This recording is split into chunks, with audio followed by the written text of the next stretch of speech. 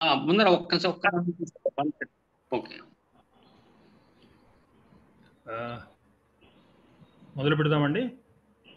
అంటే వాళ్ళు exam books గురించి అడిగారు, దాని గురించి చెప్దాం అనుకున్నాను. రికార్డ్ కొంచెం చెప్పండి. రికార్డులో ఉంటే మంచిదే, చెప్పండి. ఏం లేదండి, నిన్న మనం అనుకున్నాము ఈ 31st ఈవినింగ్ మనకి కొంచెం ఫ్రీ టైం ఉంటుంది. సాటర్డే సెకండ్ పేపర్ అయిన తర్వాత థర్డ్ పేపర్ వచ్చి 2 రోజుల తర్వాత కాబట్టి 31st ఈవినింగే బుక్స్ ఇచ్చే వాళ్ళని అక్కడ రమ్మని చెప్పండి అని చెప్పి ఒక ఐడియా ఇచ్చారు లక్ష్మారెడ్డి గారు. సార్ దాని ప్రకారం నేను రఘువర్ ప్రసాద్ గారితో మాట్లాడాను. మాట్లాడితే అసలు విషయం తేలింది ఏంటంటే, సెకండ్ ఇయర్లో ఉన్నటువంటి టాపిక్స్ని ఎలా డివైడ్ చేయాలి థర్డ్ అండ్ ఫోర్త్ సెమిస్టర్స్కి అనే దాని మీద ఇంతవరకు డెసిషన్ రాలేదు ఎవరు. సో దాని గురించి ఒక కమిటీ ఫార్మ్ చేయాలని, కమిటీ ఫార్మ్ చేసిన తర్వాత డెసిషన్ వస్తుందని ప్రొఫెసర్ విద్యారణ్య గారు చెప్పారని చెప్పి రఘువర్ ప్రసాద్ గారు చెప్పారు.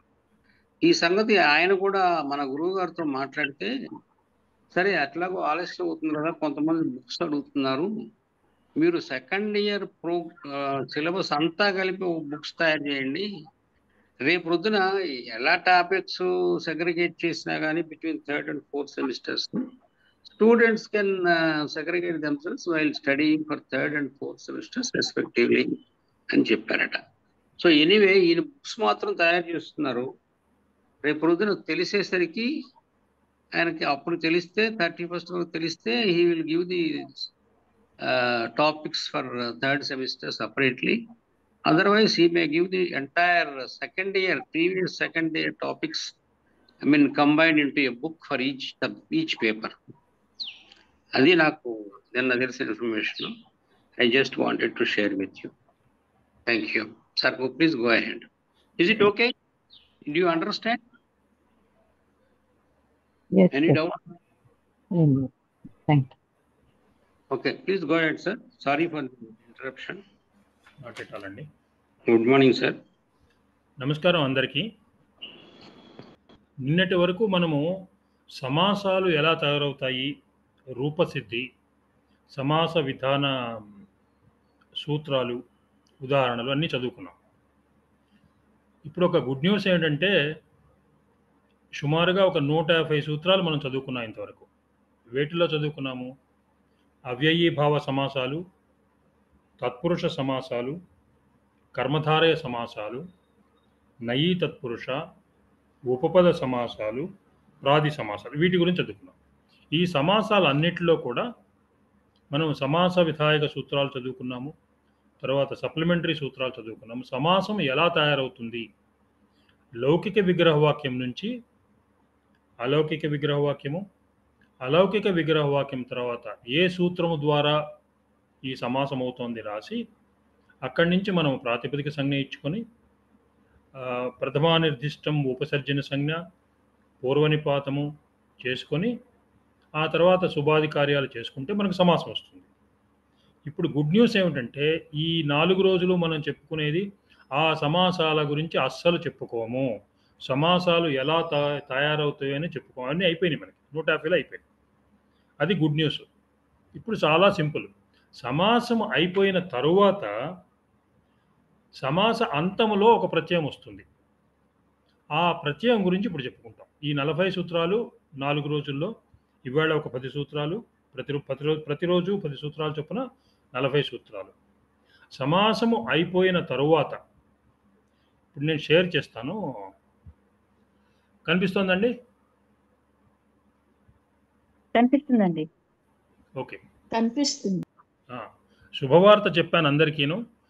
ఇప్పుడు మనము సమాసాలు ఎలా తయారు చేసుకోవాలి అనేది మనం చదువుకోవట్లా, అయిపోయింది. అవి చదువుకోవడం అంతా 150 సూత్రాలు చదువుకున్నాం. అంటే రాబోయే 40 సూత్రాల్లో రూపసిద్ధి అక్కర్లేదండి? రూపసిద్ధి లేదండి, ఏం అక్కర్లేదు. అందుకే గుడ్ న్యూస్ అంటున్నాను కదా. చివరిలో ఒక చిన్న ప్రత్యయం వస్తుంది అంతే, అంతకంటే ఇంకేం లేదు, చాలా చిన్నది. వాటిల్లో కూడా ఎక్కువగా టచ్లు అచ్చులే, ఇంకేం లేవు. టచ్లు వస్తాయి, అచ్చులు వస్తాయి, అంతకంటే ఇంకేం లేదు. చాలా సింపుల్, చాలా చాలా సింపుల్. ఓకే, సమాసము అయిన తరువాత ఉత్తర పదానికి జోడించబడే ప్రత్యయాలతో మనం చూసుకుంటాం. ప్రత్యయాలు వస్తాయి వాటికి. అన్నిటినీ తత్పురుషులు అన్నాడు కదా. అవ్యయభావము, తత్పురుష, కర్మధారయ, ఉపపద అన్ని తత్పురుషులే అన్నాడు. తత్పురుష సమాసము ఏర్పడిన తరువాత విభక్తి ప్రత్యయము చేర్చుటకు ముందు చివర్లో మనం విభక్తి ప్రత్యయం ఒకటి చేర్చుకుంటాం చూడండి. చివర్లో సమాసం వస్తుంది. ఇప్పుడు మనం కృష్ణం శ్రిత అన్నాం అనుకోండి.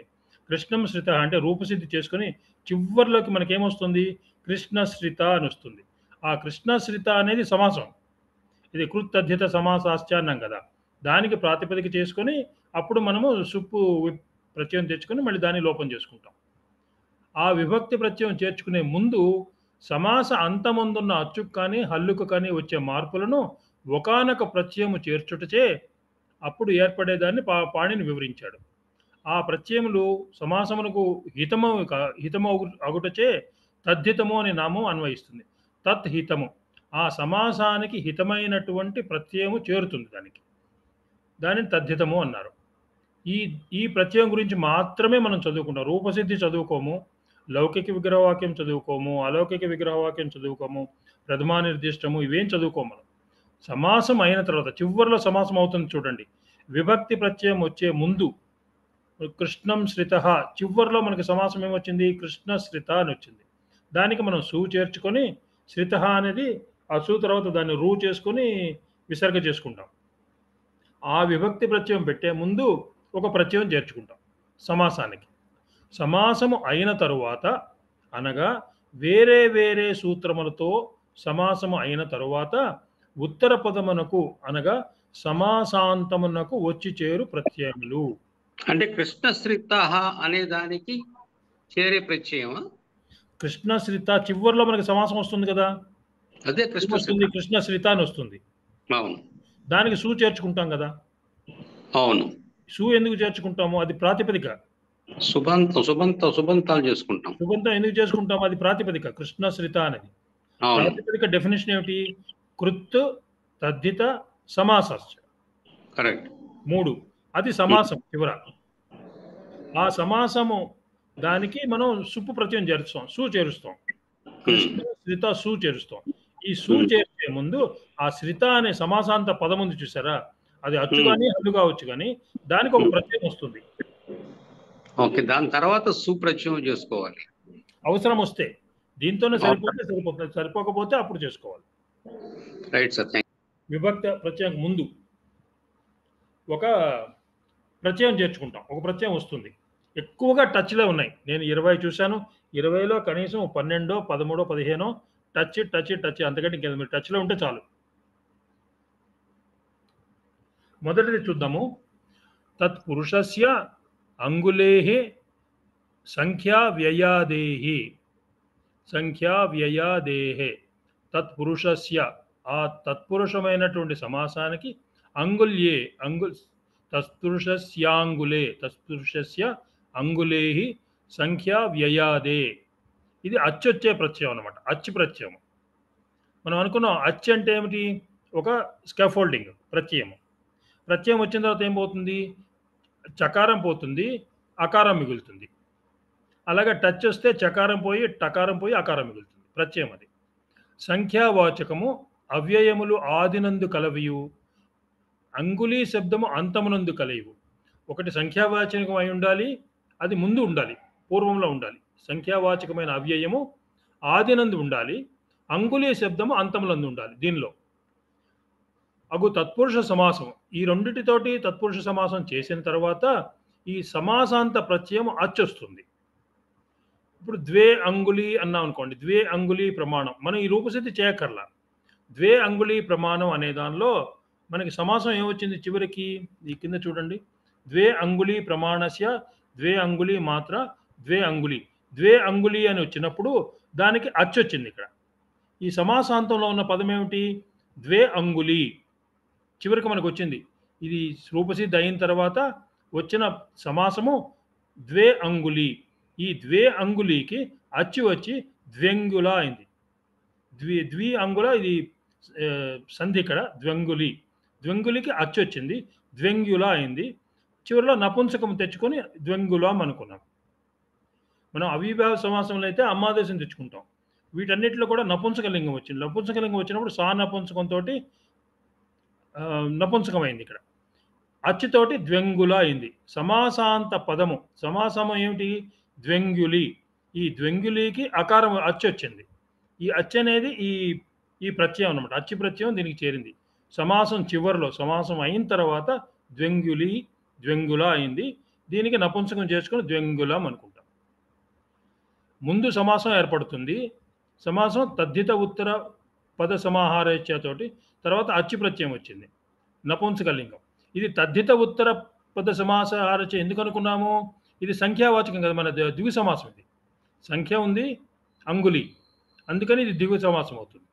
తద్ధితం ఇక్కడ ద్వ్యంగులి. ద్విగు సమాస తత్పురుషము ఏర్పడిన తరువాత చూడండి, తత్పురుష సమాసము ఏర్పడిన తర్వాత ద్వ్యంగులి అని ఏర్పడిన తర్వాత దానికి అచ్చనే ప్రత్యయం వచ్చింది, ద్వ్యంగుల అయింది. దానికి సా నపుంసకంతో ద్వ్యంగులం అయింది. ఈ రూపసిద్ధి అంతా అవసరం లేదు, కానీ మనకు అర్థం కావాలి కదా. ఇదంతా అయిన తర్వాత సమాసం చివరిలో అచ్చు వచ్చిందనమాట. అంతే. ఇందులో ఏం రాసింది చూడండి, తత్పురుషస్య అంటే తత్పురుషం అయింది. ఏమైంది? తత్పురుషం కూడా ద్వ్యంగుల అయింది. దానికి అంగులే, అంగులేహి అంటే సంఖ్యావాచకము అవ్యయమై ఉండాలి. అది ఆదినందు ఉండాలి, ముందు పక్క ఉండాలి, సంఖ్య ముందు ఉండాలి. దానికి అంగుళి అనే పదము అంతంలో ఉండాలి. ఇది కండిషన్, సూత్రంలోనే ఉంది. తత్పురుషస్య అంగులేహి, అంగుళి ఉత్తరంగా అంతంలో ఉండాలి, సంఖ్య ముందు ఉండాలి. ఉన్నప్పుడు ద్వ్యంగులి అయింది మనకి. దానికి అచ్చు వచ్చి ద్వ్యంగుల అయింది, ద్వ్యంగులం నపుంసకం. చూడండి, ఇక్కడ ఎక్కడ మనం సమాసం చేసుకోవడానికి సూత్రాలు చెప్పట్లా మనకి. ఈ సూత్రం చెప్పిందంతా ఏం చెప్పాడంటే, తత్పురుష సమాసము అయిన తర్వాత సమాస అంత ప్రత్యయముకు అచ్చు వచ్చేస్తుంది అన్నాడు. ఈ సమాసం అంతా చేసేసుకున్న తర్వాత చివరికి ఏమొచ్చింది? ఇక్కడికి ద్వ్యంగులి అని వచ్చింది. దానికి అచ్చు చేర్చుకుని ద్వ్యంగుల అయింది, సా నపుంసకంతో ద్వ్యంగులం అయింది.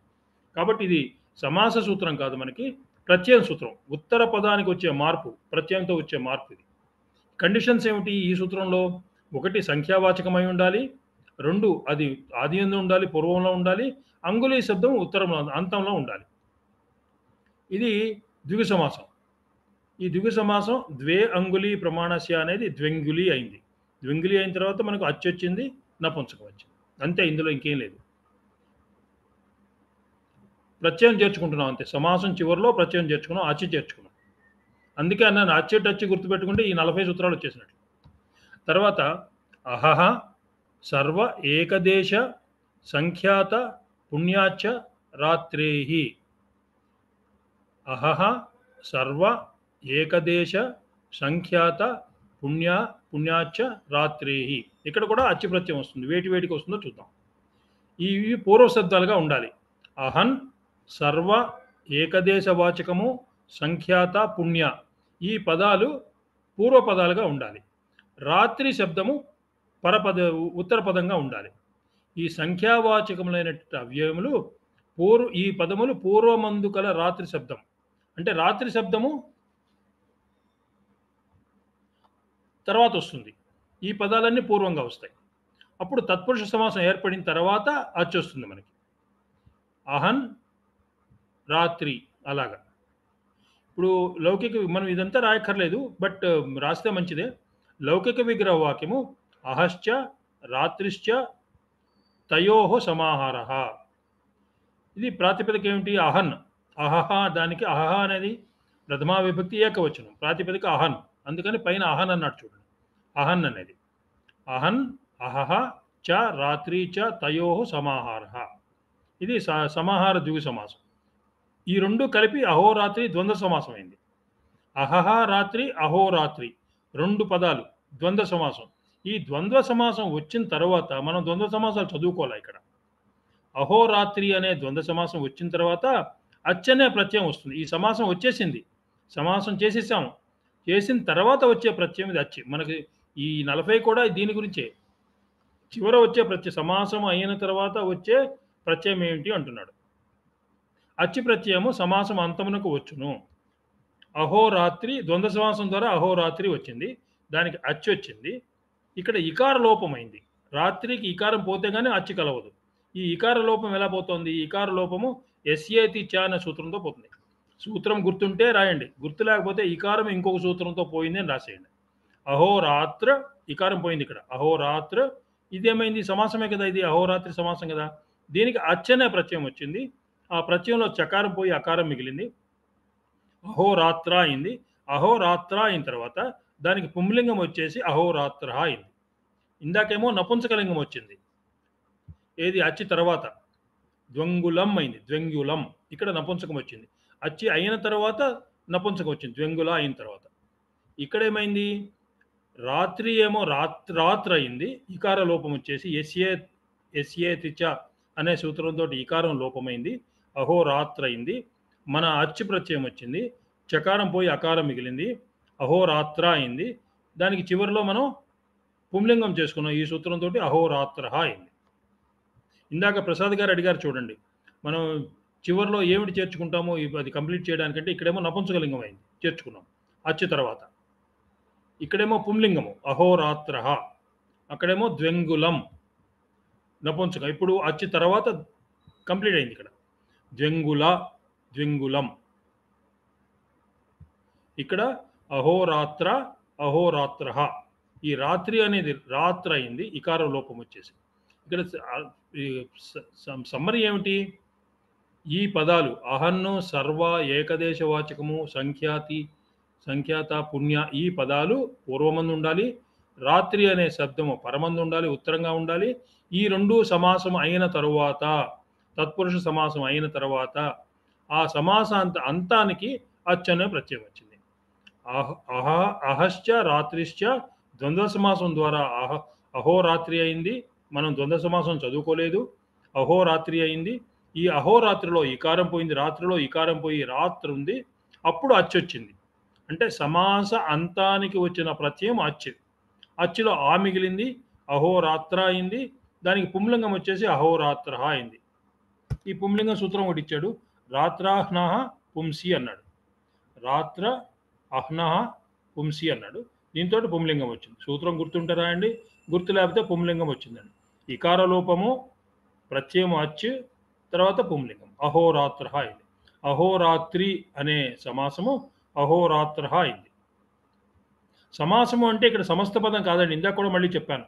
మనకి చివరిలో సమాసం అయిన తర్వాత దాన్ని ప్రాతిపదిక చేసుకొని మనం చూపు తెచ్చుకుంటాం. అప్పుడు తద్ధిత అదేమిటిది కృత్తద్ధిత సమాసాశ్చ అనే దానిలో ఆ సమాసం గురించి మాట్లాడుతున్నాం. సమస్త పదం గురించి మాట్లాడట్లా.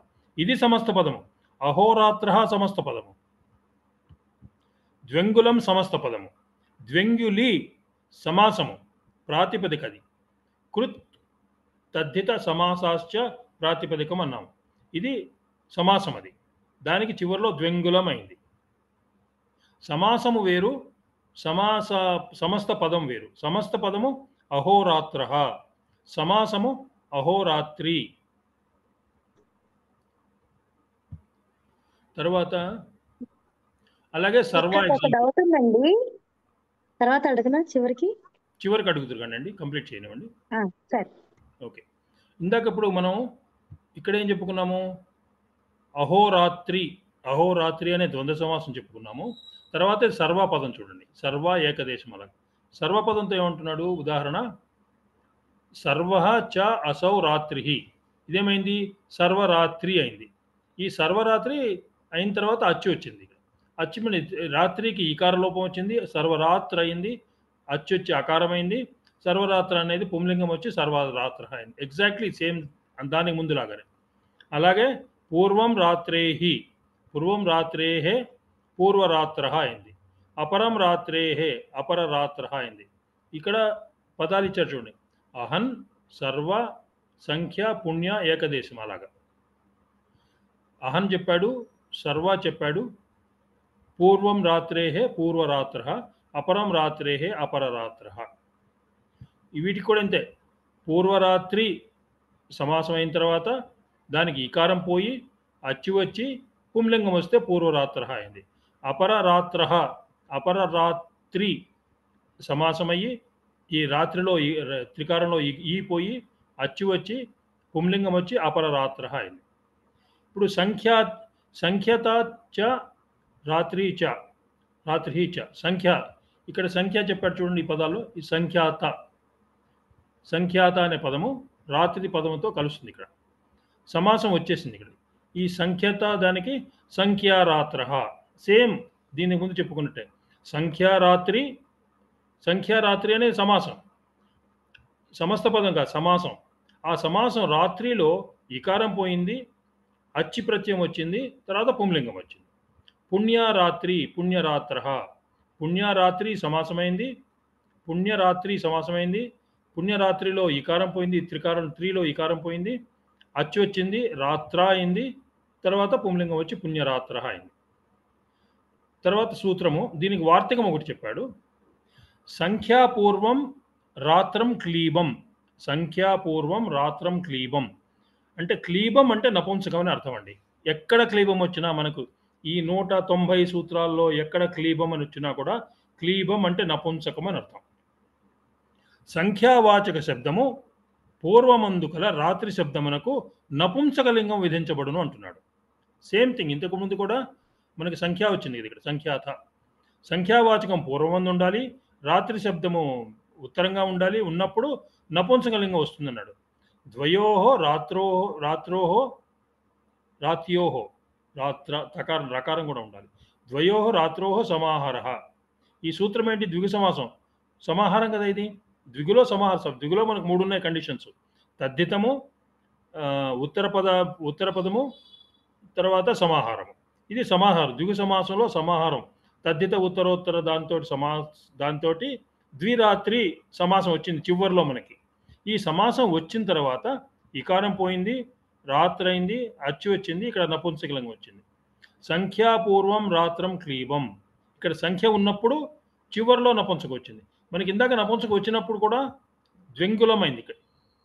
బహుశా అది కూడా మనకి ఇక్కడ ఉపయోగపడుతుందేమో. ద్వి అనేది కూడా సంఖ్యనే కదా, కాకపోతే ఇక్కడ సమాహారం లేదు, ద్వి అన్నాడు, ఇక్కడ సమాహారం చెప్పాడు. సంఖ్యాపూర్వం రాత్రం క్లీబం, సమాహారం. ద్వయోహో రాత్రోహో సమాహార, ద్విగు సమాసం. తద్దిత ఉత్తరపద సమాహారశ్చ అనే సూత్రంతో ద్విగు సమాసం అయ్యి ద్విరాత్రి అయింది. ద్విరాత్రిలో రాత్రిలో 3లో ఇకారం పోయింది, ఈ సూత్రంతో. ఎస్ఏ తిచ సూత్రంతో ఇకారం పోయింది, అచ్చి వచ్చింది, ఈ సూత్రంతో అచ్చి వచ్చింది. సంఖ్యాపూర్వం క్లీబం, దాంతో అచ్చి వచ్చింది, తర్వాత నపుంసకలింగం వచ్చింది. అంటే అచ్చి దీని ముందు దీని సూత్రంతో అనుకుంటా. సంఖ్యాపూర్వం ఇది కూడా అహహ సర్వ ఏకదేశ, ఇది కూడా దానికి వార్తికం ఇది. అంటే సంఖ్య పూర్వం ఉన్న రాత్రికి నపుంసకలింగం వస్తుంది అన్నాడు సూత్రం. సంఖ్యాపూర్వం రాత్రం క్లీబం, క్లీబం అంటే నపుంసకం. ద్విరాత్ర అని నపుంసకం వచ్చి ద్విరాత్రం అయింది. ఇక్కడ కూడా మనకి ఏమొచ్చింది? అచ్చి వచ్చింది. ఇక్కడ కూడా అన్ని అచ్చిలో చూడండి, ఇక్కడ అచ్చి నపుంసకలింగం, ఇక్కడ అచ్చి పుంలింగం, ఇక్కడ అచ్చి నపుంసకలింగం.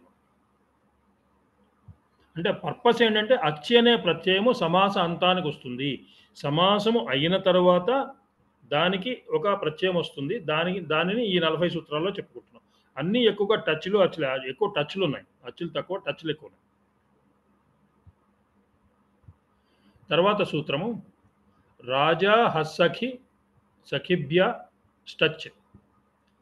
రాజా హస్సఖిభ్య స్టచ్, ఈ టచ్ పక్కన పెట్టేస్తే రాజా అహన్ సఖ్యాభ్య టచ్.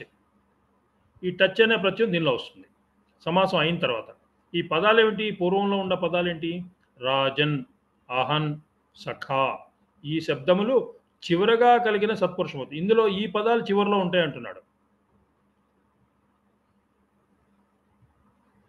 రాజన్ను, అహన్ను, సఖా అనే పదాలు చివరిలో ఉంటాయి. ఇంతకుముందు అన్నీ కూడా పూర్వంలో ఉన్నాయి. మనం చెప్పిన పదాలన్నీ కూడా పూర్వంలో ఉన్నాయి. ఇక్కడ ఇవి మాత్రం చివరిగా ఉంటాయి. ఈ శబ్దాలు చివరిలో ఉంటాయి. చివరిలో ఉండి తత్పురుష సమాసాలు అయితే వాటికి టచ్ వస్తుంది. ఉదాహరణ పరమః చ అసౌ రాజా. ఫైనల్గా వచ్చేది ఏంటి? పరమరాజ. ఈ రాజా శబ్దం చివరిలో వచ్చింది చూడండి. రాజా శబ్దం చివరిలో వచ్చింది. రాజన్ అనే శబ్దం చివరిలో ఉండాలి, తత్పురుషమై ఉండాలి, అప్పుడు టచ్ వస్తుంది. పరమః చ అసౌ రాజా చ. పరమ సు రాజన్ సు, పరమరాజన్ అయింది. ఈ పరమరాజన్లో టచ్ వచ్చింది. ఈ టచ్ వచ్చే ముందు మనకు రాజన్లో నకారం పోతుంది కదా, నస్తద్దితే అని. కానీ మనకు నస్తద్దితేతో నకారం పోతుంది.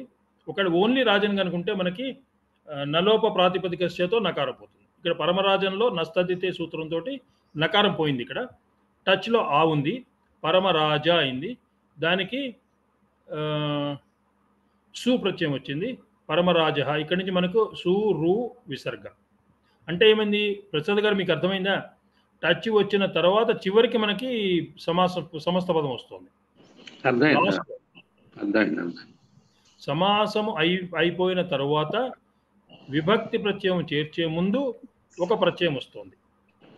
అలాగా పరమరాజ, పరమరాజాలో టచ్ వచ్చి అకారం వచ్చింది, రాజంలో నకారం పోయింది, పరమరాజ అయింది, పరమరాజ. మనకి రామ లాగా సు వస్తే మనకి సూత్రాలు ఉన్నాయి కదా, సుసుజ షు రుహ ఒకటి, తర్వాత ఖరయో విసర్జనీయ ఒక సూత్రము, ఆ రెండుతో సు పోయి మనకి విసర్గ వచ్చింది, పరమరాజ అయింది. అలాగే కృష్ణ సఖ, కృష్ణ సఖ, కృష్ణస్య సఖ, సఖిన్ అనే పదంతో. తర్వాత సూత్రం ఇది గుర్తుపెట్టుకోండి, ఇదేమో ఈ పదాలు చివరిలో ఉన్నాయి, రాజన్, అహాన్, సఖ అనేది చివరిలో ఉన్నాయి, సమాసం చివరిలో ఇవి ఉన్నాయి. దీనికి ముందు అన్నీ కూడా సమాసానికి ముందు ఉన్నాయి, అవి ఏది పూర్వపదంగా ఉన్నాయి. అహనష్ట ఖోరేవ, అహనష్ట ఖోరేవ, ఇది టీ లోపం. టీ లోపం అంటే అన్లోపం అవుతుంది అంతే. టీ లోపం అంటే అన్లోపం అని అర్థం. లౌకిక విగ్రహవాక్యం ఏంటి? ఉత్తమం చ తదహి, తదహ చ, ఉత్తమం ఉత్తమం చ తదహ చ, తతహ చ, తదహ చ. ఈ ఏ సూత్రంతో మనకి విశేషణం విశేషణ బహుళాన్ సూత్రంతో ఉత్తమహన్, ఉత్తమహ అవుతుంది మనకి. ఉత్తమహన్, ఉత్తమహన్ అయిన తర్వాత టీ లోపం వస్తుంది, ఇక్కడ టీ లోపం వస్తుంది మనకి. ఉత్తమహ ఉంది, దానికి టచ్ వచ్చి ఆ మిగిలింది, ఉత్తమహ అయింది, తర్వాత ఉత్తమహ అయింది. ఇది వేరే సూత్రంతో ఉత్తమహ అయింది. ఉత్తమహ అనే ఉత్తమహన్ అనే సమాసాంతానికి టచ్ వచ్చి ఉత్తమహ అయింది, నకారం పోయి టచ్ వచ్చింది ఇక్కడ. ఇది ఒక మొదటి ఉదాహరణ. రెండవ ఉదాహరణ ఖోరేవ, ఖా ప్రత్యయం. ఇందులో ఇక్కడేమో టచ్ ప్రత్యయము, ఇక్కడేమో ఖా ప్రత్యయము. ద్వే అహని భృతః కృతా, కృతాః, ద్వే అహని భృతః కృతాః అంటే 2 రోజులు జరిగే యజ్ఞము. ద్వ్యహీనః, ద్వ్యహీనః, ద్వే అహని ద్వ్యహీనః అయింది. ఎలాగ ద్వ్యహీనః అయింది? ద్వి అహన్, అహన్లో నకారం పోయింది, నష్టదితో నకారం పోయింది, ద్వి అహ మిగిలింది. ఇక్కడ ఖా ప్రత్యయం వచ్చింది ఈ సూత్రం తోటి. రాత్ర్య సంవత్సరాహ చ, రాత్ర్య, రాత్రి అహన్ అహత్ సంవత్సరాచ, ఈ సూత్రంతో ఖా ప్రత్యయం వచ్చింది. ఇక్కడ ఈ ఖా ప్రత్యయము ఈనాగా మారుతుంది. మనకు అప్పుడు లాస్ట్ టైం ఈశ్వరాధీన అని ఎక్కడ చదువుకున్నాం మనం. ఇక్కడ ఖా ప్రత్యయము పోయి ఈనా అని వస్తుంది, ఖా స్థానంలో ఈనా అని వస్తుంది. ద్వి అహన్లో నకారం పోయింది, ద్వి అహ ఈనా, ఖా బదులుగా ఈనా వచ్చింది, ఖా ప్రత్యయం వచ్చింది. ఇక్కడ పైనేమో టచ్ ప్రత్యయం వచ్చింది, ఇక్కడేమో ఖా ప్రత్యయం వచ్చింది. ఈనా, ద్వి అహ ఈనా, ద్వహీనా అయింది, ద్వహీనాహ, సమస్త పదము ద్వహీనాహ. ఇక్కడేమో టచ్, ఇక్కడేమో ఖా. అహ్నోష్ట ఖారేవో, ఖారేవహ అంటే ఇక్కడ టచ్, అహ్నహ స్టా టచ్, ఇక్కడ ఖారేవాహ అంటే ఖా, ఖా ప్రత్యయం. రెండు ఉదాహరణలు సూత్రంలోనే, 2 ఉదాహరణలు. ఏవ అహ్నష్ట ఖో, కోహు ఏవ, ఖా ప్రత్యయం. అది అహ్నః ఠకోరేవ, టచ్ ప్రత్యయము ఖ ప్రత్యయము 2 కలిపి ద్విత్వంలో ద్వివచనంలో ఠకోరేవ అని తీసుకున్నారు. అహ్నః ఠకోరేవ, అహ్నః ఠకోరేవ. ఓకే అండి, థ్యాంక్స్ ఫర్ కరెక్షన్. ఈ సంధి గురించి ప్రాబ్లమ్ నాకు, బట్ అదర్వైజ్ ఇదంతా కరెక్టేనండి. ఉత్తమహన్ ప్లస్ టచ్ ఇవన్నీ కరెక్టే. ఇప్పుడు మాధవి గారు చెప్పారు అహ్నః ఠకోరేవ, అహనస్ ఠకోరేవ, ఒకటి టచ్, రెండవది ఖా. మాధవీలత గారైనా థ్యాంక్స్ అండి కరెక్షన్కి. తర్వాత అహ్నోహ్న ఏతేభ్యః, ఇక్కడ వరకు మనం ఏం చూసాం? టచ్లు చూసాం, అచ్చులు చూసాం, టచ్లు చూసాం, ఖా చూసాం. ఇప్పుడేం చెప్తున్నాడంటే అహన్ అనే పదము అహ్నాగా అవుతుంది అంటున్నాడు, ఆదేశం అవుతుంది. అహన్ అనే పదము అహ్నాగా ఆదేశం అవుతుంది.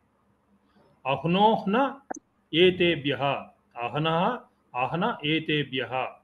ఏతేభ్య అంటే పూర్వ సూత్రము అహ సర్వేకదేశం అని ఉంది కదా, అనువృత్తిగా వస్తాయి. అహన్నో సర్వ ఏకదేశ సంఖ్యాత శబ్దాలకు వర్తిస్తుంది. ఇంతకు ముందున్న సూత్రాలు అవే శబ్దాలకు వర్తిస్తుంది.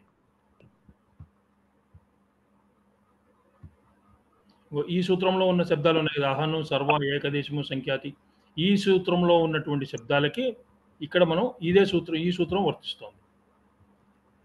ఓకే, ఈ శబ్దముల కంటే పరమైన అహన్ శబ్దమునకు సమాసాంతము పరమైనప్పుడు అహన శబ్దము ఆదేశముగా వచ్చును అంటాడు. ఈ శబ్దాలకి, ఏ శబ్దాలకి? అహన్ను, సర్వ, ఏకదేశ, సంఖ్యాత, పుణ్య అనే శబ్దాలకి అహన్ శబ్దం కనుక పరమైతే అహన ఆదేశంగా వస్తుందండి. ఈ సూత్రం చాలా సింపుల్. ఏంటంటే అహన్ అహన అవుతుంది, అంతే, అంతకంటే ఇంకేం లేదు. సర్వం చ అహహ చ, సర్వం చ అహహ చ, సర్వాసు అహన్సు. ఇక్కడ మనకు ఏ సూత్రం ద్వారా ఇదైంది? కర్మధారయ సమాసము.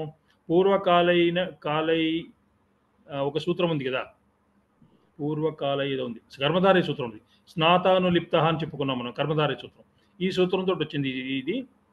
తర్వాత సర్వహ, సర్వహ, అహన్, సర్వ అహన్, సర్వహ అయింది. ఈ సర్వహ అంటే అహన్ చివరిలో ఉంది, ఉత్తర పదంగా ఉంది. అహన్ అనే పదము ఉత్తర పదంగా అయింది. చూడండి ఇక్కడ ఏం రాశాడు? ఈ పదాలకి అహన్ పరమైతే అన్నాడు. సర్వ అనే పదానికి అహన్ పరమైంది, సర్వాహ అయింది. టచ్ వచ్చింది ఇక్కడ, టచ్ వచ్చి సర్వాహన.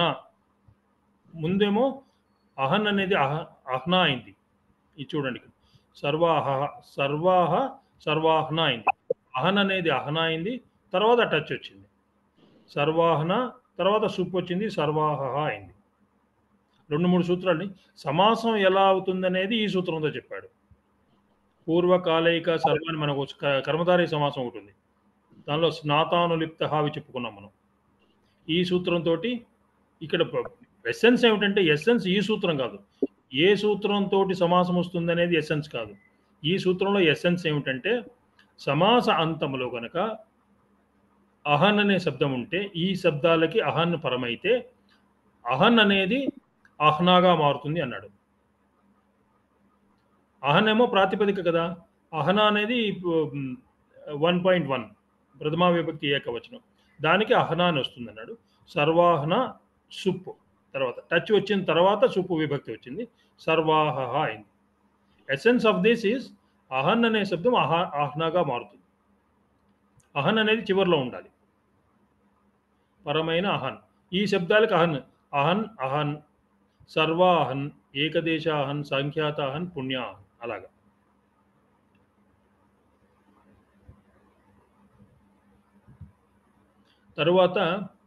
తర్వాత సూత్రం నుంచి ఒక సూత్రము నకారము నకారంగా మారుతుంది. నకారము నకారంగా మారుతుంది.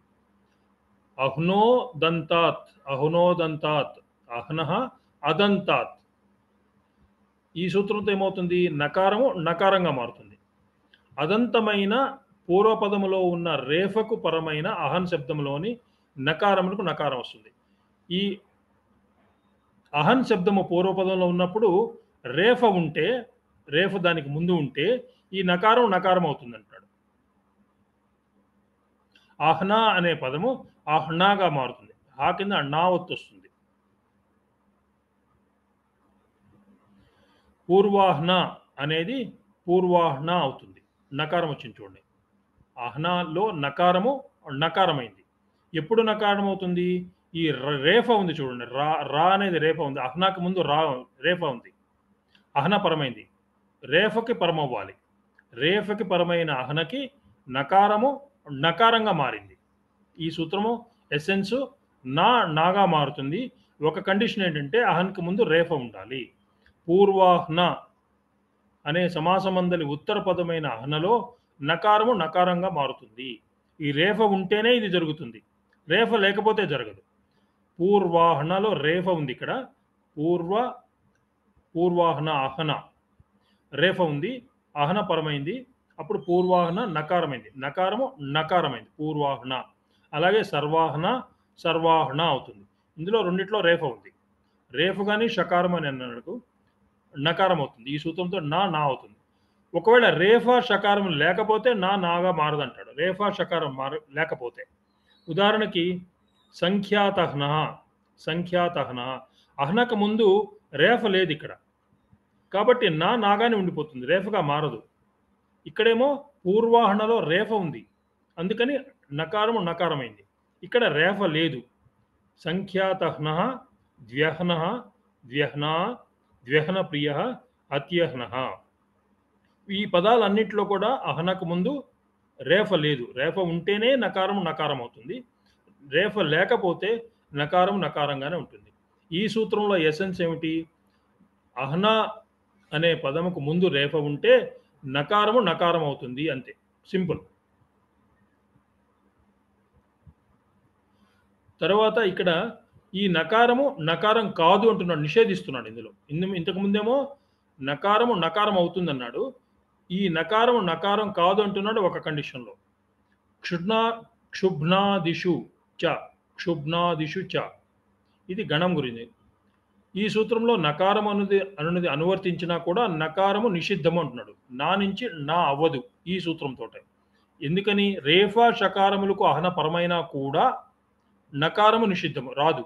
రేఫా షకారములు ఉన్నా కూడా అహనా పదానికి నా అవ్వదు అంటున్నాడు. ఉదాహరణ ఇచ్చాడు, దీర్ఘాణ్య హాని దీర్ఘాహ్ని, ఇది స్త్రీలింగ వచనం, స్త్రీలింగది, బహురీ సమాసము, జ్ఞీష్ ఉపదా దీర్ఘం. ఇక్కడ ఏదో దీర్ఘం ఇచ్చాడు. పరాహనలో రేఫ దీర్ఘంగా ఉంది, ఇక్కడ పరా అహన్ దీర్ఘం ఉన్నప్పుడు నత్వం రాదు అంటున్నాడు.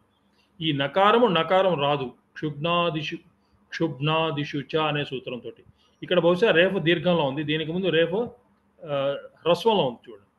బహుశా పూర్వ రకారంలో ఉంది, హ్రస్వం దీర్ఘంలో ఉన్నప్పుడు రావట్లేదు. ఇక్కడ పరాహ్నలో రేఫ ఉన్నా కూడా రేఫలో దీర్ఘం ఉన్నది, అందుకని నత్వం రాదు అని.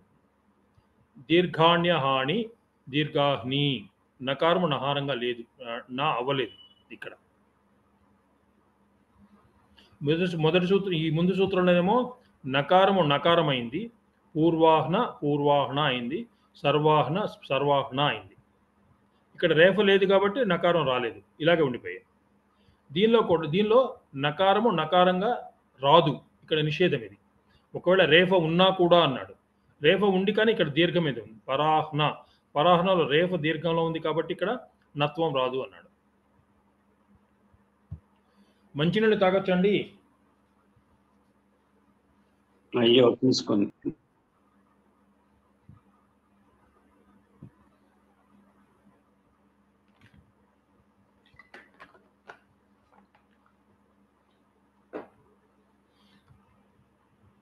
తర్వాత ఏమంటున్నాడు? అహన్ అనేది అహనగా మారదంటున్నాడు, ఇది నిషేధం. ఇంతకుముందు మా అహన్ అనేది అహనగా మారిందన్నాడు, ఇక్కడ అహన్ అనేది అహనగా మారదంటున్నాడు. నా సంఖ్యాదేహే సమాహారే, అహన్ అహనగా మారదు, నిషేధం ఇక్కడ. అనువృత్తి ఏమిటి? అహ్నోహ అహ్నహ అహనహ అనేది అంతకుముందు సూత్రం, అనువృత్తి. ఇక్కడ నిషేధం ప్రధానాంశం. ఈ నిషేధం సమాహార సంఖ్యావాచకమైన పదముతో సమాహారం ఉండాలి. సమాహార సంఖ్యావాచకమైన పదముతో అహన్ శబ్దము పరమైనప్పుడు అహన్ శబ్ద స్థానంలో అహన శబ్దము రాదు. అహన్ అనేది అహనగా మారదు అంటున్నాడు. ఎప్పుడు మారదు? సమాహార సంఖ్య ఉండాలి, సమాహార సంఖ్యావాచకమై ఉండాలి, అహన్ శబ్దం పరమై ఉండాలి. అప్పుడు మనకి దిగు సమాసంలో సమాహారంతో చెప్పుకున్నాం కదా, ద్వయోహో అహ్నోహో సమాహార అనే దానిలో ద్వ్యహ అయింది, ఇక్కడ అహ్న రాలేదు. ఎందుకని? ఇది సమాహారం. దిగు సమాసంలో సమాహారం ఉంది, దానిలో ద్వయోహో అహ్నోహో ద్వ్యహ అయింది. అహన్ అనే శబ్దము అహ్నగా మారలేదు. ఇక్కడ కండిషన్ ఏమిటి? సమాహార సంఖ్యావాచకమై ఉండాలి, అహన్ శబ్దం పరమై ఉండాలి. ద్వయోహో అహ్నోహో సమాహార ద్వ్యహ, ద్వయోహో అహ్నోహో సమాహారం అయినప్పుడు అహన్ శబ్దము పరంగా ఉన్నప్పుడు ఈ అహన్ శబ్దము అహనాగా మారదు, ద్వ్యహ అయింది. అలాగే త్రయాణం అహనాం సమాహార, ఇక్కడ కూడా త్రహ అయింది, త్రహ ద్వ్యహ త్రహ. ఇక్కడ కూడా అహన రాలేదు, అహన్గానే మిగిలిపోయింది. అహహ అనేది అహనే కదా. ఇప్పుడు చూడండి, అహన్ పోయింది అనుకుంటున్నాము, అహన్ అనేది ప్రాతిపదిక, అహహ అనేది ప్రథమా విభక్తి ఏకవచనం, అహన అని రాలా, అహన్ ప్రాతిపదిక అహహగానే ఉండిపోయింది అని అర్థం. ద్వయోహో అహునోహో సమాహార అంటే అహన్ కూడా పోయింది అనుకో అక్కర్లేదు. అహన్ అనే పదం ఇందులో ఉంది. ఎలా ఉంది?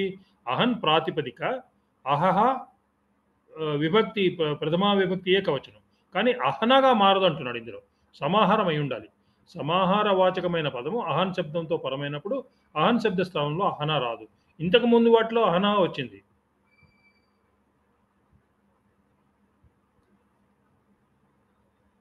అహన అయింది. ఎక్కడైంది మనకి? సర్వాహ సర్వాహ అహన వచ్చింది ఇక్కడ. సర్వాహన, అహన్ అనే శబ్దం అహన అయింది ఇక్కడ. అహనహ అహనహ ఏతేభ్య, ఈ సూత్రంలో అహన్ అనే శబ్దం అహన అయింది. ఈ సూత్రంలో అహన్ అనే శబ్దము అహనాగా మారలేదు, అహహ అనే మిగిలిపోయింది. ఇది కన్ఫ్యూజ్ అవ్వద్దు. అహన్ అనేది ప్రాతిపదిక, అహహ అనేది ప్రథమా విభక్తి ఏకవచనం. ద్వయోహో అహనోహో సమాహార, ఇది అహన్ నుంచి అహనా చేసేదానికి నిషిద్ధం. నా సంఖ్యాదేహే సమాహారైచ, సంఖ్యా సమాహార రెండు పదాలు సూత్రంలో ఉన్నాయి. అదే మనం ఇక్కడ ద్వయోహో అహనోహో సమాహార, ద్వ్యహ లేకపోతే త్రహ. తర్వాత ఉత్తమ ఏకాభ్యాం, ఇక్కడ టచ్ వస్తుంది. మళ్ళీ ఇక్కడి నుంచి ఎక్కువ టచ్లు వస్తాయి మనకి. ఉత్తమ ఏకాభ్యాం, ఈ ఉత్తమ అనే పదము మనం అంతకుముందు ఒక సూత్రంలో పుణ్య చెప్పుకున్నాం చూడండి. ఆ పుణ్య శబ్దానికి ఉత్తమాన్ని వాడుతున్నాడు ఇక్కడ, దానికి పర్యాయ పదంగా వాడుతున్నాడు. పుణ్య ఎక్కడ చెప్పుకున్నాము?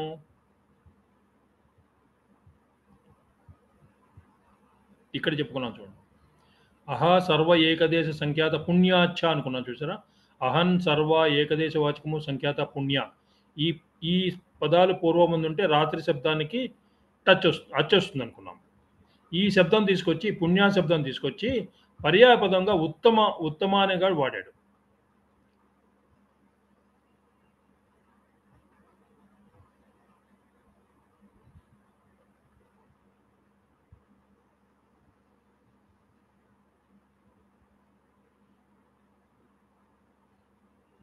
ఉత్తమగా వాడాడు.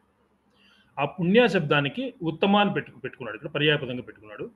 ఈ సూత్రంలోని ఉత్తమ శబ్దము, ఈ సూత్రంలోని చివరి పదము పుణ్య వర్తిస్తుంది. ఇది ఇంతకుముందు సూత్రం ఉంది కదా, సర్వ ఏకదేశ పుణ్యాచ్చ అనేది, అందులోంచి పుణ్య వర్తిస్తుంది. ఇక్కడ పుణ్య శబ్దమునకు ఏకశబ్దము పరమైనప్పుడు అహన్ శబ్దము అహనాగా మారదు. ఇది కూడా అహనాగా మారదు అంటున్నాడు ఒక కండిషను. పుణ్యం అహహ, పుణ్యాహన్, పుణ్యాహం, ఇది టచ్ వచ్చింది ఇక్కడ. ఈ సూత్రంలో టచ్ వచ్చింది. ఉత్తమ ఏకాభ్యాం, ఉత్తమ అనేది పుణ్యా నుంచి తీసుకున్నాడు, అంతకుముందు సూత్రంలో పుణ్యా నుంచి తీసుకున్నాడు. పుణ్యాహన్, పుణ్యాహం అని ఇక్కడ టచ్ వచ్చింది. సూత్రమేమో ఉత్తమ ఏకాభ్యాం, సూత్రంలో ఉత్తమ ఇచ్చాడు, ఉదాహరణలో పుణ్య తీసుకున్నాడు. రెండు పర్యాయ పదాల కింద తీసుకున్నాడు. ఉదాహరణలో పుణ్య అలాగే పెట్టాడు. పుణ్యం అహహ, పుణ్యాహన్, టచ్ పుణ్యాహం, పుణ్యాహన్. పుణ్య శబ్దమునకు ఏకశబ్దము పరమైనప్పుడు అహన్ శబ్దము అహనాగా మారదు అన్నాడు. ఇక్కడ ఏకశబ్దం ఏముంది? పుణ్యం అహహ, పుణ్యాహన్, టచ్ పుణ్యాహం. ఇక్కడ నపుంసకలింగం వచ్చింది, పుణ్యాహం నపుంసకలింగం వచ్చింది. మళ్ళీ ఒకసారి చూస్తాను, ఏకశబ్దం ఎక్కడ ఉంది మనకి? ఇక్కడ కనిపించలేదు నాకు. పుణ్యం అహహ, పుణ్యాహన్, పుణ్యాహం.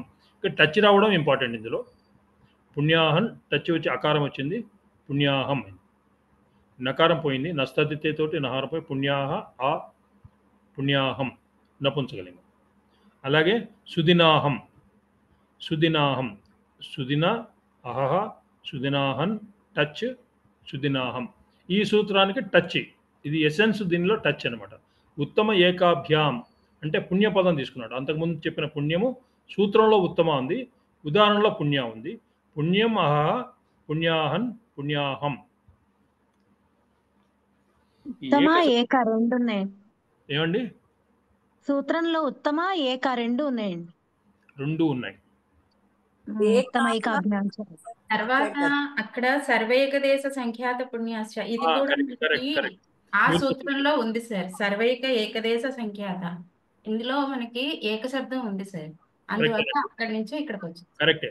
ఒకటి పుణ్య శబ్దము, రెండు ఏక శబ్దము. అవును సార్. ఏక శబ్దం వచ్చి ఏకాహ అన్నాడు. పుణ్య శబ్దానికేమో పుణ్యాహము, సుదిన శబ్దానికి సుదినాహము, ఏక శబ్దానికి ఏకాహ. ఇక్కడ నపుంసకత్వం రాదు అంటున్నాడు. సూత్రము పుణ్య సుదినాభ్యాంచ, ఇక్కడ నపుంసకత్వం రాదు అంటున్నాడు. ఏకాహలో నపుంసకత్వం రాదు, పుణ్యాహంలో నపుంసకత్వం వచ్చింది. ఇప్పుడు టచ్ తర్వాత సుదినాహంలో కూడా నపుంసకత్వం వచ్చింది, ఏకాహలో నపుంసకత్వం రాదు అన్నాడు. కరెక్టే మీరు అన్నది. నేను రాయడం తప్పు. పుణ్య శబ్దము ఏక శబ్దము, అహన్ శబ్దము అహనగా మారదు, టచ్ వస్తుంది. రెండు పదాలు ఇక్కడ సెపరేట్గా నేను రాయడం తప్పు రాసుకున్నాను, సారీ ఈ పదాలు. పుణ్యాహం సుదినాహం టచ్ వచ్చిన తర్వాత నపుంసకలింగం వచ్చింది, సుదినాహంలో కూడా టచ్ వచ్చిన తర్వాత నపుంసకలింగం వచ్చింది. ఏకాహలో టచ్ మాత్రమే వచ్చింది, నపుంసకత్వం రాలేదు. ఏకాహ. ఎవరు కరెక్ట్ చేశారండి? థ్యాంక్స్ అండి. భాగ్యలక్ష్మి సార్. భాగ్యలక్ష్మి గారు, థ్యాంక్ యూ మా గురువు గారు. అయ్యో పల్లెటూరు సార్. తర్వాత ఇది బహుశా చివరిది అనుకుంటాను. ఇదే చివరిది, ఇవాల్టి పాఠంలో చివరిది, మొత్తంలో కాదు. అగ్రాఖ్యాయాం ఉరసేహే ఉరసః. అగ్రాఖ్యాయాం ఉరసః. అగ్ర ఆఖ్యాయాం అంటే అగ్ర ఆఖ్యాయం అంటే ప్రధాన అర్థకము అనేటువంటి ప్రధానార్థంలో ప్రధాన అర్థకమైన ఉరస్ శబ్దము ఉత్తర పదముగానున్న తత్పురుష సమాసమునకు సమాసాంత ప్రత్యయము టచ్ వస్తున్నాడు. ఇదేమిటి? ప్రధానార్థకం అయి ఉండాలి. ఈ ఉరస్ శబ్దము ప్రధానార్థకం అయి ఉండాలి. అగ్ర ఆఖ్యాయాం అంటే ప్రధానార్థకమైనటువంటి ఉరసః. ఉరస్ శబ్దము ఉత్తర పదంగా ఉండి సమాసం అవ్వాలి, అయితే టచ్ వస్తున్నాడు. ఉదాహరణ ఏమిటి? అశ్వానాం ఉరహ ఇవ. అశ్వానాం ఉరహ ఇవ, అది అశ్వోరసం. అశ్వ ఉరసం అయింది, అశ్వ ఉరసం. ఇక్కడ టచ్ వచ్చింది, ఉరహ ఇక్కడ టచ్ వచ్చింది, అశ్వోరసం అశ్వ ఉరసం అయింది. అశ్వములలో ఉత్తమమైనది అని అర్థం. ఈ ఉరస్ అనే శబ్దము ఉత్తర పదంగా ఉంది, దానికి ప్రధానార్థంగా ఉంది. అశ్వానాం ఉరహ ఇవ అనేది సమస్త పదం వచ్చి అశ్వోరసం అశ్వ ఉరసం అంది. ఇందులో టచ్ వచ్చింది ఇక్కడ, అశ్వరసం. సో ఎన్ని టచ్లు ఉన్నాయి? ఇప్పుడు సమ్మరీ చూద్దామండి. సమ్మరీ వద్దా నీరజ గారు? సార్ చెప్పండి సార్. ఓకే, సమ్మరీలో ఈ అచ్చి టచ్లు సార్ వింటున్నాను సార్. అహన అవడము దానికి నిషేధము, నాగా కావడము దానికి నిషేధము, ఇవి చెప్పుకున్నాము. ఓకే, సమ్మరీ చూద్దాం. సమ్మరీ చూస్తే అచ్చి వచ్చే ఏం చెప్పుకున్నాం మనం? మళ్ళీ చెప్తున్నాను, ఇక్కడ మనము సమాసం చేయడం లేదు.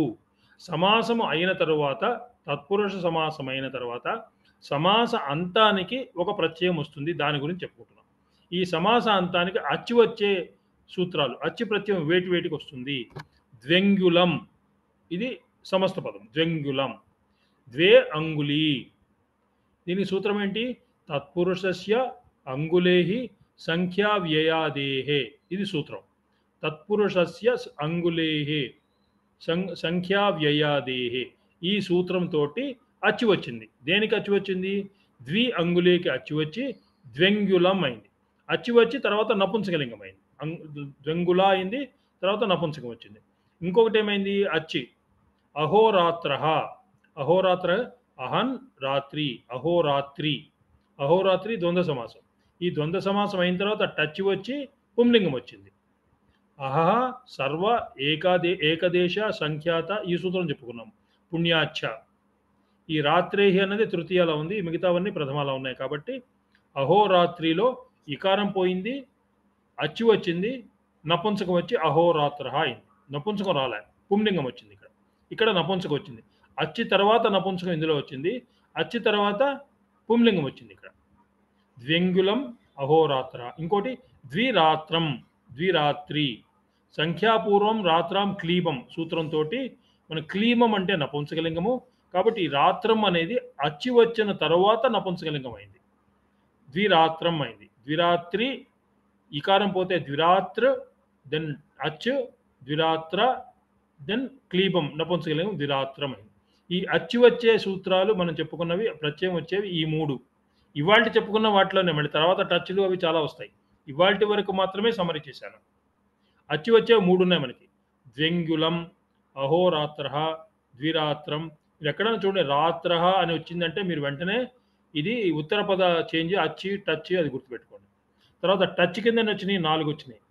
ఒకటి పరమరాజ, పరమరాజన్. పరమరాజన్ అనేది పరమరాజ అయింది, టచ్ వచ్చింది ఇక్కడ.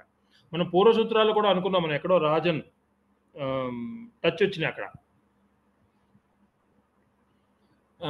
రాజా, రాజా హసి సఖిభ్య టచ్, ఇక్కడ టచ్ వస్తుంది. రాజన్ అహన్ సఖాభ్య టచ్, ఇక్కడ టచ్ వచ్చిన సూత్రం ఇది. పరమరాజన్ పరమరాజ అయింది. ఇంకోటి అహ్నాష్ట, అహన ఇప్పుడు చెప్పింది ఆవిడ ఖో, టకో, టకో ఏవ, టకోరేవ, ఠకోరేవ అహన, ఠకోరేవ అహనస్ ఠకోరేవ ఏవ, ఇది సూత్రము. ఉత్తమహన్ టచ్ వచ్చి ఉత్తమహ అయింది. అలాగే ద్వహీనా, ఇక్కడ మనకి ఖా ప్రత్యయం వచ్చింది. ఖా ప్రత్యయం వచ్చి ఖా ప్రత్యయం ప్లేస్లో ఈనా వచ్చింది. తర్వాత టచ్ కూడా వచ్చింది ఇక్కడ.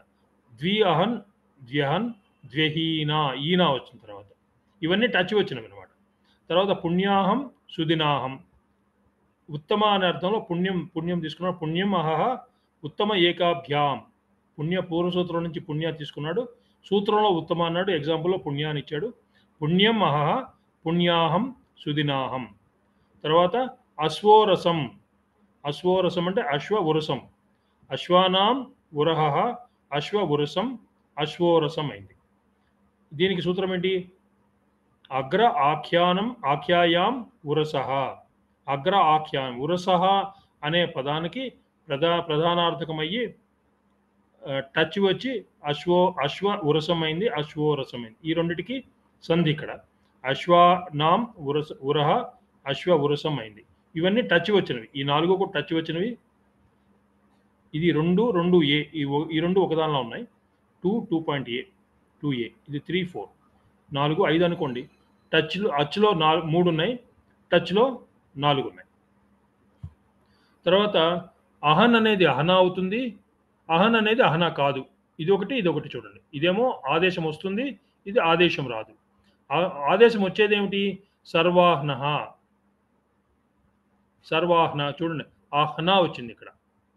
సర్వం అహహ, ఈ అహహ అనేది అహనా అయింది. సూత్రం ఏంటి? అహ్నో అహన ఏతేభ్య అనే సూత్రంతో అహన్ అనే శబ్దము అహనాగా మారింది. అహహ అనేది అహనాగా మారింది. ఇందులో అహనాగా మారదు. ఎందుకని? ఇది సమాహారం.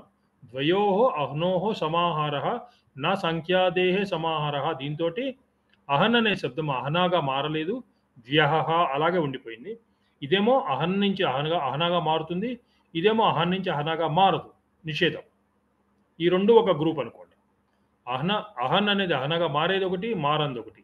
అలాగే నకారం నకారంగా మారుతుంది, నకారం నకారంగా మారదు, 2. ఈ నకారం నకారంగా మారేది ఏమిటి? పూర్వాహ్న అనేది పూర్వాహ్న అవుతుంది. పూర్వాహ్న హా కింద నా ఒత్తు వచ్చింది. పూర్వాహ్న రేఫ ఉండాలి ఇక్కడ. రేఫ కూడా రసం ఉన్నప్పుడే పూర్వాహ్న అయింది. సూత్రం ఏంటి? అహనహ అదంతాత్. రేఫ షకారములు ఉండి అహన్ అనేది పరంగా వస్తే నకారంగా వస్తుంది. పూర్వాహ్న సర్వాహ్న, పూర్వాహ్న సర్వాహ్న. రేఫ అహనకు పూర్వంగా ఉంటే. ఒకవేళ రేఫ అహనకు పూర్వంగా లేకపోతే నాగా మారదు అన్నాడు. ఉదాహరణ ఏమిచ్చాడు? సంఖ్యాతాహ్న, ద్వ్యహ్న, అత్యహ్న. ఇక్కడ రేఫ లేదు చూడండి. సంఖ్యాతాహ్న, సంఖ్యాత అహన, ద్వ్యహ్న, ద్వి అహన ద్వ్యహ్న, అతి అహన అత్యహన. ఇందులో రేఫ లేదు కాబట్టి నాగా మారదు. ఇక్కడేమో నాగా మారింది. సూత్రం ఏమిటి? అహనః అదంతాత్. అహన అవుతోంది. అహన్ నుంచి అహన అవుతోంది. ఇక్కడ రేఫ ఉంటే పూర్వాహన సర్వాహన. ఇక్కడ రేఫ లేదు కాబట్టి నాగా మారదు. అలాగే ఇంకొక సూత్రము క్షుబ్నాదిషు చ దీర్ఘాహ్ని అయింది. దీర్ఘాణ్య హాని దీర్ఘాహ్ని అయింది. ఇది కొంచెం డీటెయిల్గా చదువుకోవాలి. కానీ ఇది సింపుల్ ఏంటంటే అహన్ అహనగా మారింది, అహన్ అహనగా మారలేదు. నాగా మారింది, నాగా మారలేదు. దీర్ఘాణ్య హాని ఇది క్షుబ్నాదిషు చ. ఇవాళ సమ్మరీ ఇదండి. అచ్చులో 3, టచ్లో 4, అహనాలో 1 ఆదేశం వస్తుంది, 2 ఆదేశం రాదు. నాగా మారేది ఆదేశం రానిది. తర్వాత చివరిది దీర్ఘాణ్య హాని.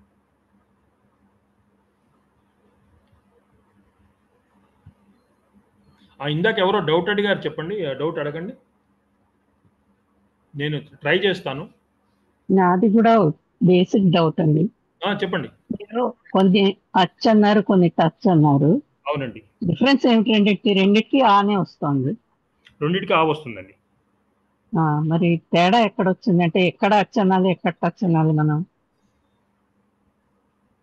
ఆ ఎగ్జాంపుల్ చూసుకోవడమే, మీరు సూత్రం చూసుకోవడం. ఇప్పుడు కొన్నిట్లో టచ్ అని సూత్రంలో చెప్పాడు చూడండి. అవును చెప్పాడు, అంటే డిఫరెన్స్ కనబడలేదు నాకు. చేసుకోవడం ఏదైనా చివరికి సమ్మరీ ఒకటే, ఆనే వస్తుంది. ఎక్కడ టచ్ ఎక్కడ అచ్ సూత్రంలో ఉంటుంది. అంటే దానివల్ల డిఫరెన్స్ వస్తుంది. టచ్ కి అచ్ టచ్ అని రాస్తే రాకూడదు అనుకుంటాను కదా. ఏమో నేను ఇవాల్యుయేటర్ అయితే మార్కులు ఇచ్చేస్తాను, ఇంకొక ఇవాల్యుయేటర్ సగం మార్కులు ఇస్తారు. ప్రసాద్ గారు అయితే 0 ఇస్తారు. ప్రసాద్ గారు 0 ఇస్తారా? 0 ఇస్తారా? టచ్ రాయకుండా అచ్చి రాస్తే మార్కులు వేస్తారండి ఆయన. కారమే వస్తుంది కదండి. నేను పచ్చి కూడా పెట్టుకోవచ్చు. అలా పెట్టుకుంటే మన ఇష్టంగా ఇచ్చుకొని. శ్యామల గారు, పాణిని గారు అంత కష్టపడి టచ్ ప్రత్యయాలు రాస్తే మనం ఆయన్ని తక్కువ చేసి, లేదు నేను ఒకటే తక్కువ చేయడం లేదండి, తక్కువ చేయడం కాదు, అర్థం కాలేదు నేనే అంతే. అంటే ఆవిడ అనేది ఏంటంటే టచ్ బార్ అచ్చు ప్రత్యయం రాగా అని రాస్తారంటారు, అంతేనా? కానీ ఒక చిన్న అచ్చు నేను ఇంతవరకు వినలేదండి. అచ్చు అంటే అచ్చులు అనే తెలుసు నాకు. అచ్చి అంటే అచ్చు ప్రత్యయం విన్నాం. దాంట్లో ఇది ఇత్సంజ్ఞలు అవుతాయి, మిగులుతుంది. అంతవరకే తెలుసు. ఇప్పుడే వింటున్నాను నేను అచ్చు ప్రత్యయంగా, అందుకని అడిగాను. ప్రత్యాహారం తెలుసు, ప్రత్యయంగా అచ్చు తెలియదు. సరే, ఇంకోటి అడుగుతాను శ్యామల గారు. ఇప్పుడు నకార లోప సిద్ధి అని మనకు 2 ఉన్నాయి కదా. అవును. రాజన్ అనే శబ్దంలో నకార లోపం వస్తుంది కదా. అవును. మనకి 2 సూత్రాలతో నకార లోపం వస్తుంది. ఒకటి నలోప ప్రాతిపదికలో నకారం చివరిగా ఉంటే నలోపం వస్తుంది అన్నారు. నస్తతిలో కూడా నలోపం వస్తుంది అన్నారు. అవును. మరి ఏ సూత్రం రాస్తామో నలోపం వచ్చినప్పుడు అక్కడ?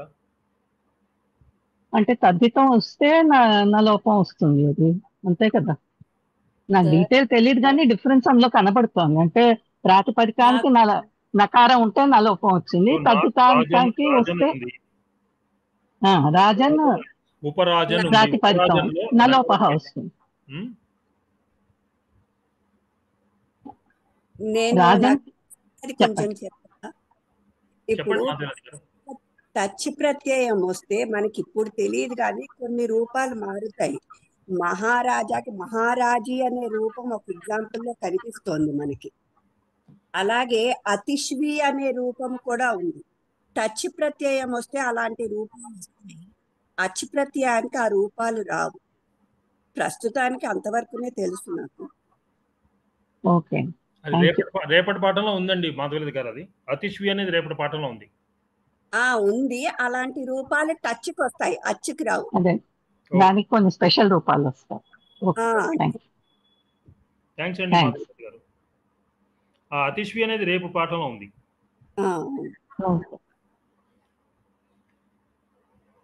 ఇప్పుడు శ్యామల గారు ఇప్పుడు ఇందులో ఉన్నవండి సమ్మరీ ఏమిటి?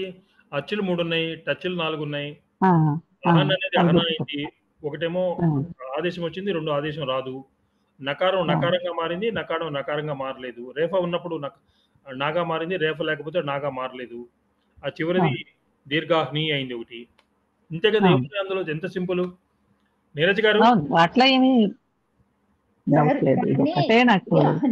ఎందుకు ఇన్ని రకాలుగా పెట్టారు అనేది ఆలోచిస్తున్నాను. అది నేను ఎప్పుడు ఆలోచిస్తాను, మీరు ఇప్పుడు అంటున్నారు. ఒక్కొక్క వర్డ్ కి ఒక్కొక్క సూత్రం అంటే చచ్చిపోవాలి, గుర్తు పెట్టుకున్నాను సార్. ఏదో లక్ష్మారెడ్డి గారు ఇంత సింపుల్ గా చెప్తున్నారు కాబట్టి ఏమాత్రం అందులో ఉంటే ఉంటుంది కొంచెం బుర్రలో. ఇంకొకటి ఏమిటంటే, ఇందులో మనం చెప్పుకున్నాము సమాస రూపసిద్ధి మనం ఇందులో చేయట్లా. సమాసం అయిన తర్వాత సమాస అంతానికి ఒక ప్రత్యయం తెచ్చుకుంటున్నాం. కాబట్టి ఈ 40 సూత్రాలలో కూడా మనకి రూపసిద్ధి ప్రాబ్లం లేదు, ఆ బరువు లేదు మనకి. చాలా ఈజీ. ఇప్పుడు ఎందుకు వస్తుంది, ఎందుకు రావట్లేదు అనేది చెప్పాలి మనం, అంతే కదా. అంతే. ఏం లేదండి, మీకు చివరిలో ఆకారం కనిపించేస్తే టచ్ అన్నిటికీ ఆకారం రాసిస్తే సరిపోతుంది. ఏదో తప్పైనా మిగతా రైట్ అవుతాయి. టచ్ వచ్చిన తర్వాత ఒక విభక్తి తెచ్చుకుంటాం మళ్ళీ. ఇది నపుంసకం కానీ లేకపోతే పుంలింగం కానీ. అదొకటి నాకు అర్థం కాదు, పాణిని గారికి ఏమి ఇది కాదు, కానీ మనం స్వంతం చేసి మళ్ళీ దాన్ని ఎందుకు తీసేయాలి? అది అలాగే వదిలేస్తే సరిపోతుంది కదా అనిపిస్తుంది ఒక్కొక్కసారి. వదిలేస్తే మీకు పదం అవ్వలేదుగా. అది సుబంతం తెచ్చి మళ్ళీ వదిలేసినా అంతే కదండి. కాదండి, సుబంతం చేసి మళ్ళీ తీసేస్తే ఏముంది? వినండి, మీకు సమస్త పదములో ఏముంటది? మీకు సుబంతం ఉండాలి, లేకపోతే పదం అవ్వదు. అవును, కరెక్ట్. మరి చివరిలో పదం కావాలి కదా. అవును, కావాలి. దాని ముందుది లాస్ట్ బట్ వంది మనకి సమాసం అయింది, అది ప్రాతిపదిక అయింది. సమాసం అయింది, ప్రాతిపదిక కాదు. ప్రాతిపదిక కృత్ తద్ధిత సమాసాస్య ప్రాతిపదిక అన్నాం. కృత్ కానీ తద్ధితం కానీ సమాసం కానీ సమాసానికి మనకు సుప్పు రావాలి కదా చివర్లో. రామ అనేది మనకి ప్రాతిపదిక, సుప్పు వచ్చింది. ఆ సుప్పుని మనం సు నుంచి రకారం తెచ్చుకొని రూ తెచ్చుకొని విసర్గ తెచ్చుకుంటే రామహ అయింది. రామహ అనేది పదం. ఆ సుప్పు నుంచి మళ్ళీ మనకి పదం కావాలి కదా. అవును, కానీ మన సుప్పు తీసేస్తున్నాం, తీసేసి మళ్ళీ ఇంకో సూత్రంతో తెస్తున్నాం. అకార విసర్జన ఏదో ఉంది కదా, పదం చేసుకుంటున్నాం మనం. ఆ సుప్పుతోటి మనం పదం చేసుకుంటున్నాం. ఓకే, దానికి ఒక శాంక్టిటీ వస్తుంది అన్నమాట, ఒక పదం అనే శాంక్టిటీ.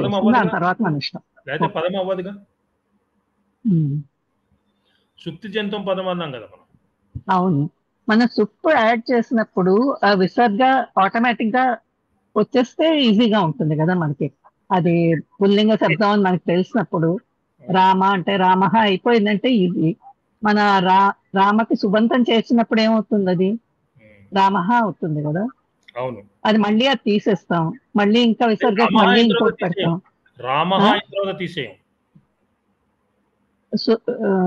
సమస్త పదం అయిన తర్వాత ఏం తీసేయమండి మనం?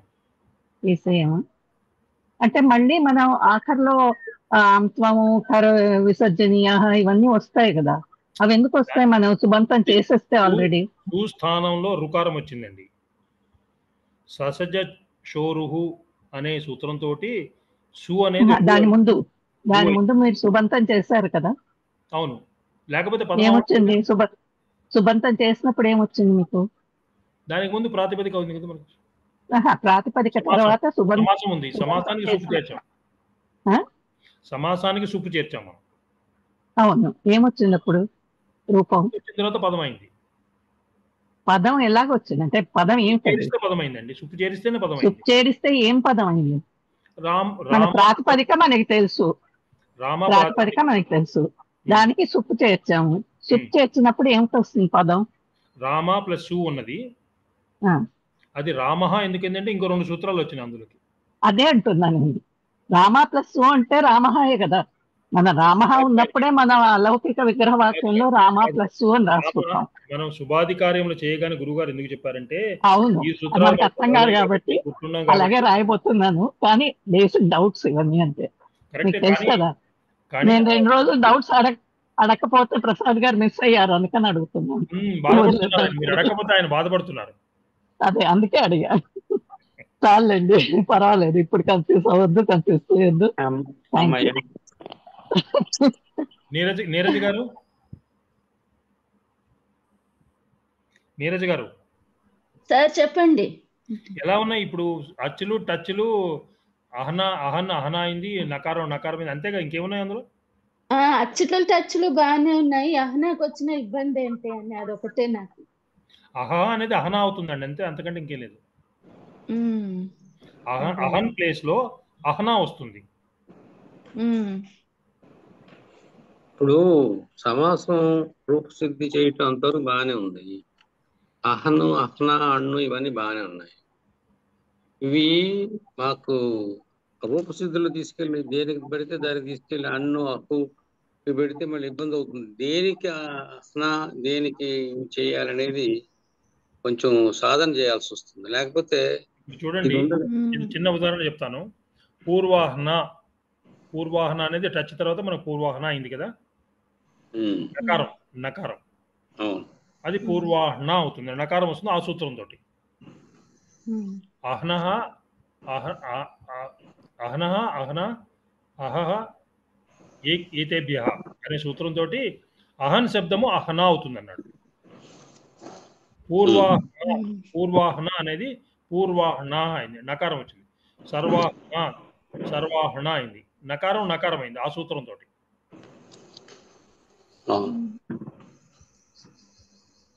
అంతేనండి, సింపుల్ అండి, ఏం కష్టపడక్కర్లేదు.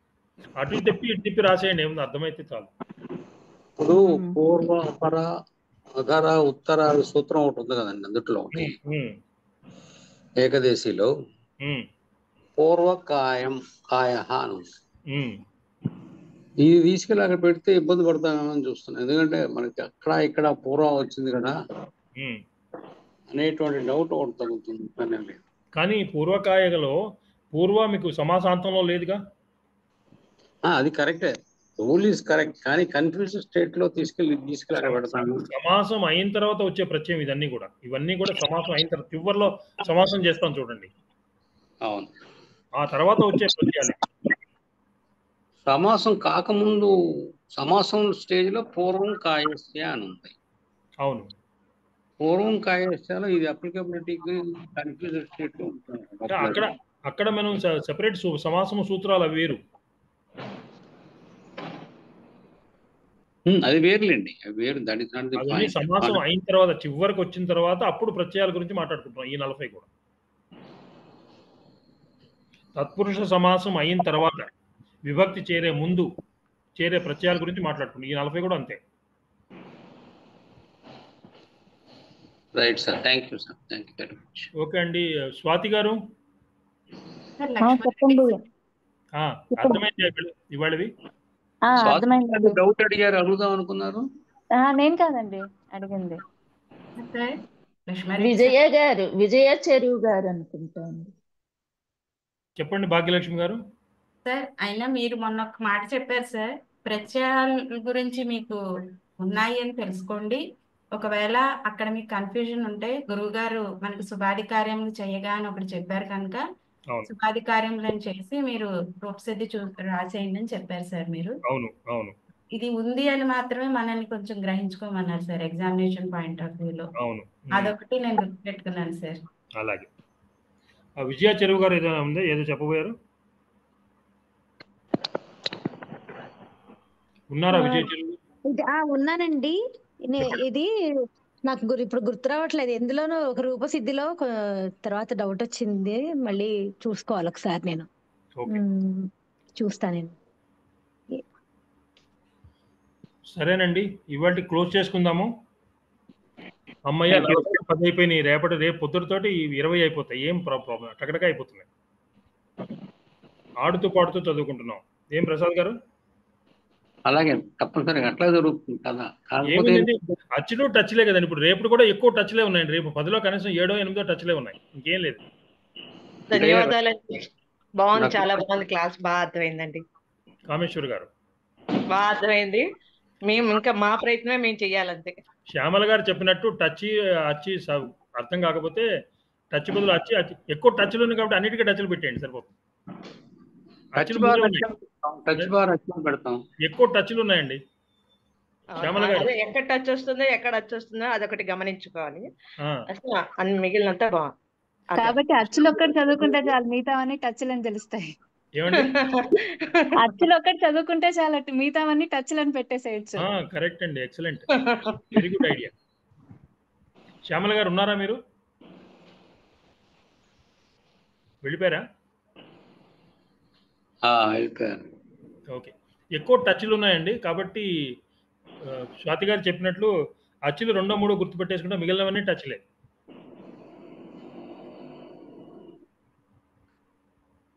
సరే అండి, క్లోజ్ చేద్దాం ఇవాళకి.